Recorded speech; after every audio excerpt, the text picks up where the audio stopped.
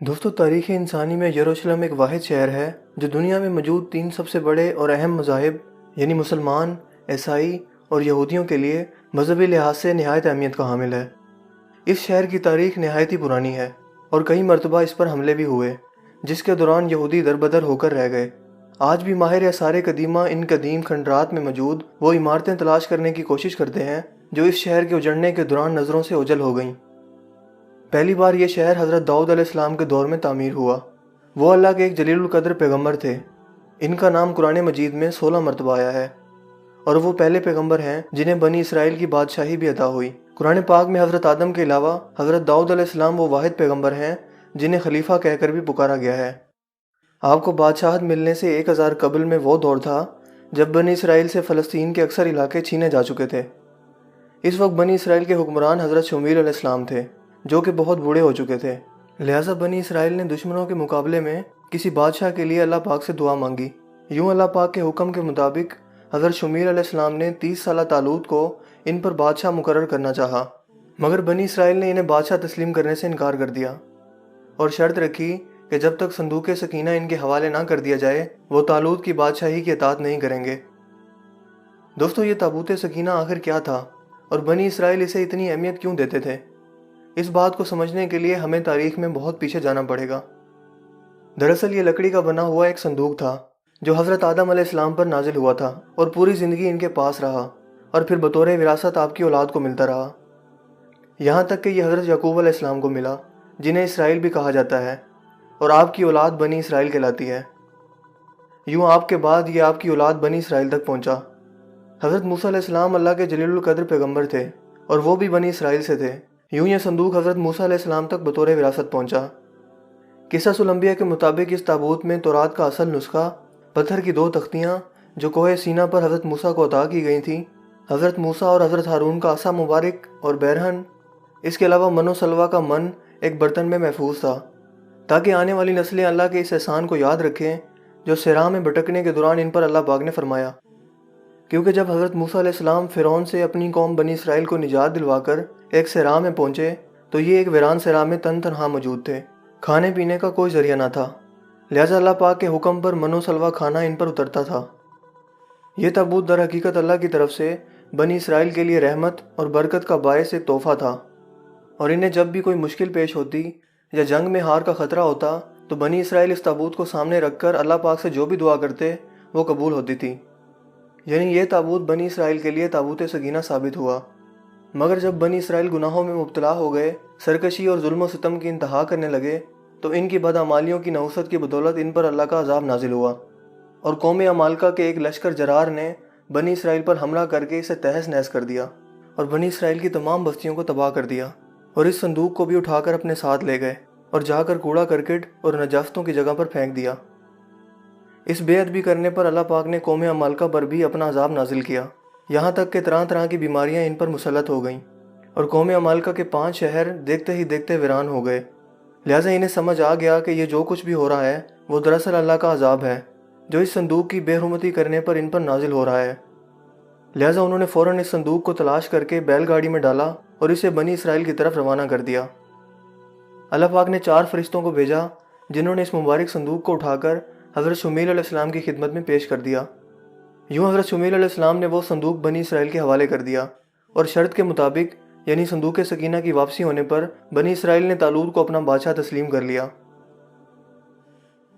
دوستو حضرت داؤد علیہ السلام نے طالوت کے لشکر میں کم عمری میں شمولیت اختیار کی۔ اس وقت دشمن فلسطینیوں کے سپہ سالار جالوت نے اسرائیلیوں کو مقابلے کی دعوت دی، مگر پورے اسرائیلیوں میں سے کسی میں بھی اس سے مقابلہ کرنے کی ہمت نہ تھی۔ یوں حضرت داؤد علیہ السلام اس کے مقابلے میں نکلے اور اسے قتل کر دیا۔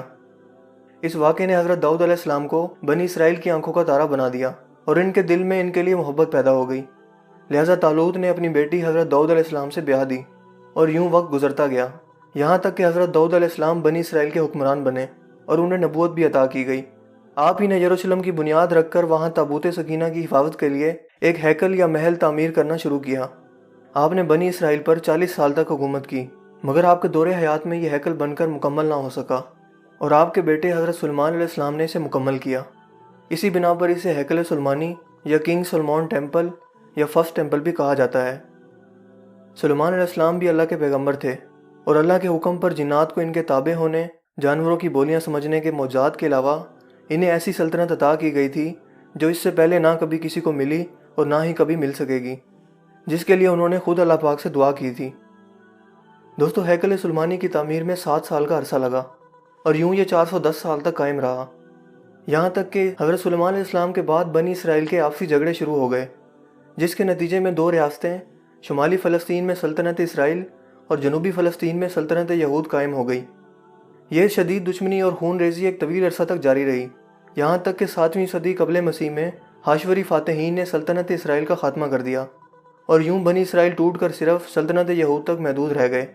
लिहाजा बाबुल के बादशाह बख्त नसर ने सल्तनत यहूद को भी तबाह कर दिया और इस दौरान इसने हैकल सुलेमानी को भी मुकम्मल तौर पर तबाह कर दिया और ताबूत सकीना ऐसा गायब हुआ कि फिर आज तक न मिल सका, जबकि यहूदी भी इस हमले के दौरान दर बदर होकर रह गए।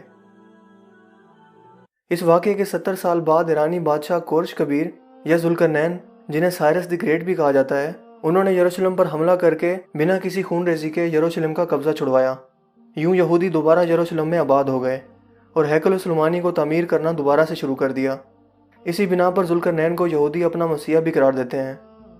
इस दौरान हैकल सुलेमानी दोबारा बनकर तामीर हुआ, लेकिन यह तामीर भी सिर्फ 430 साल तक कायम रह सकी, जबकि इस दौरान ताबूत सकीना को भी यहाँ वापस ना लाया जा सका, जो पहले हैकल की बर्बादी के दौरान गायब हुआ था और दोबारा कभी नहीं मिल सका था।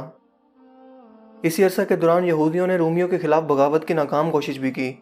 लिहाजा 70 ईस्वी में रोमन हुक्मरान टाइटस ने यरूशलेम को हमला करके तबाह कर दिया और यूं हैकल सुलेमानी भी दूसरी मरतबा तबाह हो गया। इस हमला के दौरान तकरीबन 1.5 लाख यहूदी मारे गए, जबकि हज़ारों को गुलाम बनाकर जंगली जानवरों के आगे डाल दिया गया। इस खून खराबे के बाद कोई यहूदी ये बताने के लिए भी जिंदा ना बचा कि संदूक सकीना का क्या बना। मगर दोस्तों, आखिर ये संदूक सकीना इस वक्त कहाँ मौजूद है? इस मौजू पर दुनिया के मुख्तलिफ हिस्सों से मुख्तलिफ दावे सामने आते रहते हैं।